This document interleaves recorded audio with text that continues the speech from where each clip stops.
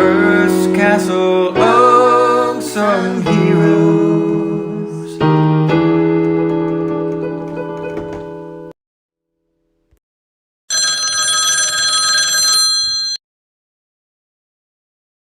Hearst Castle.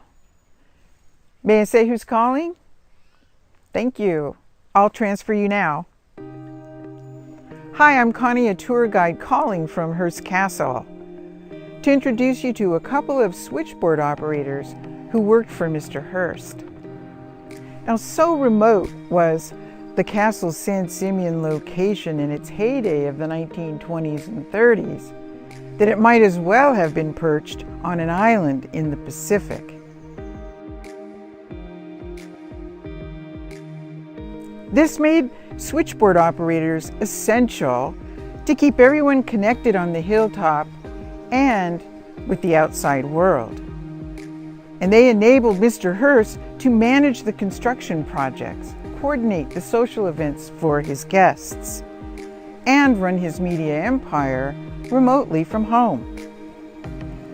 The operators used a plug-in type PBX switchboard with 3 trunk lines and over 100 extensions that connected to at least 100 telephones on the hilltop.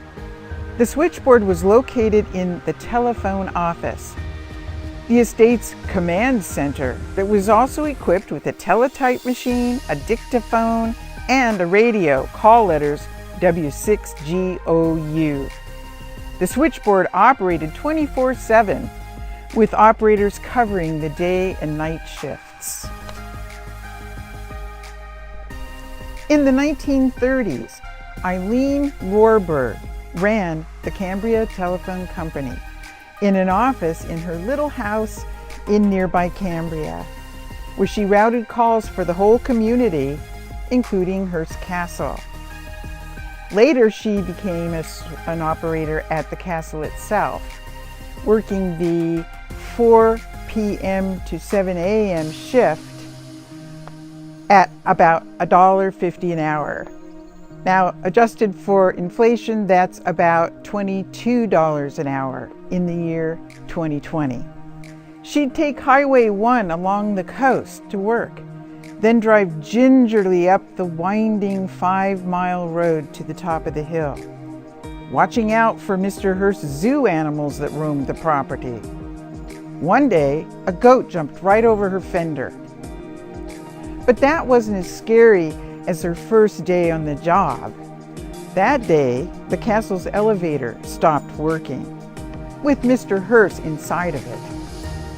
Now, he called from the elevator phone, but Eileen had the switchboard plugged wrong and never got the call, leaving him stranded and yelling for help until someone finally heard him and came to the rescue. Maybe not heroic on Eileen's part, but at least she didn't get fired. In the 1940s, 18-year-old Grace Salacci Paletti's first job out of high school was working at the Cambria Telephone Company in Eileen Rohrberg's home.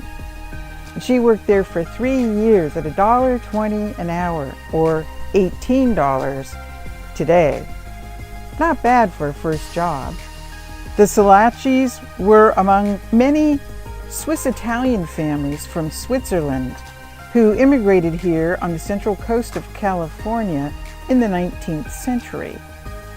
Grace's family were dairy ranchers who settled in Cayucos in 1907, and that's where Grace was born, and they sold milk to the Harmony Valley Creamery in nearby Harmony.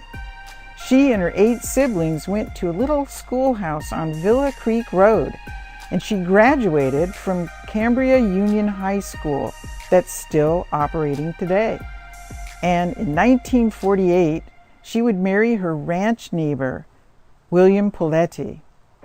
Grace recalls that working the midnight to 8 a.m. shift was pretty boring.